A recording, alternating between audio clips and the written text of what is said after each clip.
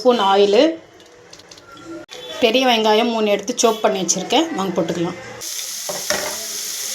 நல்லா பிங்க் கலரில் வந்ததுக்கு அப்புறமா 1.5 ஸ்பூனு இஞ்சி பூண்டு பேஸ்ட்டு போட்டுக்கலாம். மஞ்சத்தூள் 1/4 ஸ்பூனு, உப்பு 1/2 ஸ்பூனு. நல்லா பிரிஞ்சு வந்திருக்கு. இப்போ தக்காளி, நான் பெரிய சைஸ் 2 தக்காளி எடுத்து வெட்டி வச்சுருக்கேன், அது போட்டுக்கலாம். கொத்தமல்லி கொஞ்சம் அதிகமாக போடுங்க, நல்லா ஸ்மெல் வரும். இப்போ வாங்க இதுவும் நல்லா மிக்ஸ் பண்ணிக்கலாம். இப்போது 1/4 spoon garam masala, 1 spoon chicken masala போட்டுக்கிறேன். அவ்வளோ காரம் போட்டிருக்குங்க. நான் 2 ஸ்பூன் மிளகாத்தூள் போட்டுக்கிறேன்.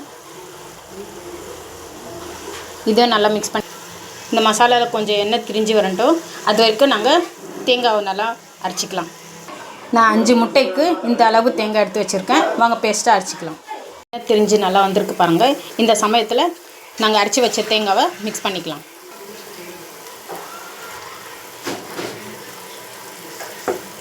நான் தேங்காய் போட்டு நல்லா மிக்ஸ் பண்ணிக்கோங்க. மூடி வச்சு மூடிடலாம், நல்லா கொதி வரட்டும். இப்போ நல்லா கொதி வந்துடுச்சு. இந்த நேரத்தில் உப்பும் காரம் எவ்வளோ இருக்குதுன்னு பார்த்துக்கலாம். எனக்கு காரம் கரெக்டாக இருக்குது, உப்பு கம்மியாக இருக்குது. நான் கொஞ்சம் உப்பு சேர்த்துக்கிறேன். சேர்த்து நல்லா மிக்ஸ் பண்ணி விட்டுருங்க.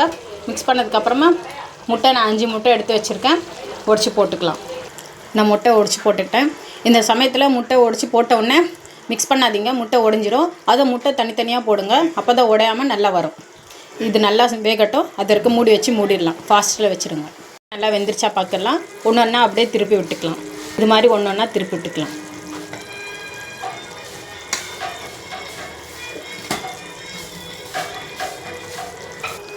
அவ்வளோதான், எறா முட்டை தொக்கு ரெடி ஆகிடுச்சு.